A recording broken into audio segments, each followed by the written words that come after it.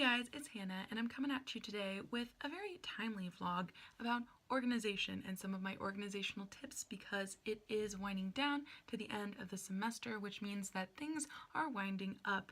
And in college there are so many more responsibilities than you might have had in high school, from clubs and officer positions to a job to the assignments just kind of get away from you. So these are 6 organizational tips I've used and have helped me stay focused and stay organized in college.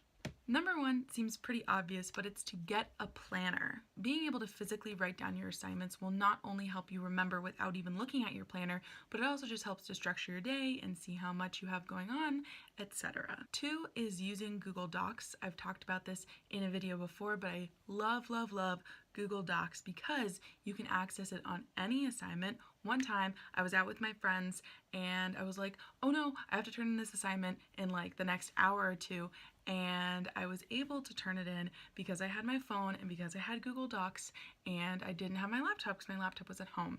So Google Docs saves lives and you'll never lose an assignment. Plus, at Xavier we use a program called Canvas where we submit all of our assignments and all our classes and grades are, and Canvas also accepts Google Docs as a form of submission instead of like a Word doc, so keep that in mind. 3 is put stuff in an online calendar so it's always accessible no matter where you go. I use iCal because I have a Mac and I have an iPhone, so that works perfectly for me, but Google Calendar might work great for you.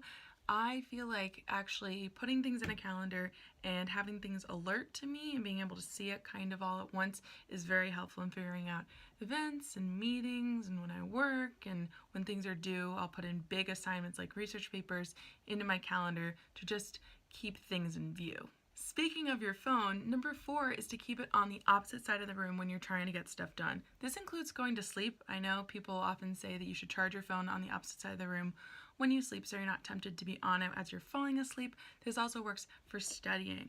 If you can, keep it on the opposite side of the room. You can charge it over there, and that way you're not tempted to constantly be checking it. When you're on your computer, Mac or PC, just hit that little green full screen button so that way you're not seeing any of those notifications and getting distracted. Number 5 is to plan things out. Make appointments for yourself. So if you have a big paper you need to work on, or you're looking at your week and you're wondering when you need to get things done, instead of just kind of waiting until you feel like it or until you remember it, plan them out and make appointments for yourself. So for instance, you have a big paper to do one day, plan out, hey, I'm gonna work on this for an hour, then I'm gonna go to the gym for an hour, and then I'm gonna get back from the gym and work on this paper or another assignment, just to break things up, but also give yourself some kind of accountability to get your assignments done on time. And the last tip I have is stop hitting the snooze button on your phone. It is so bad for you.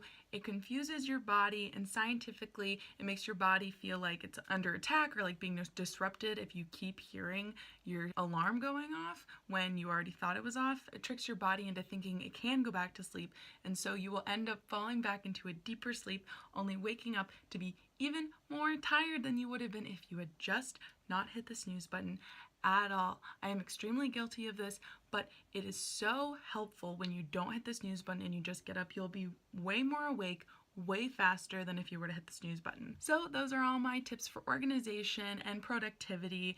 And now I've got to go get back to writing a paper of my own. So I will see you guys in the next one. Bye.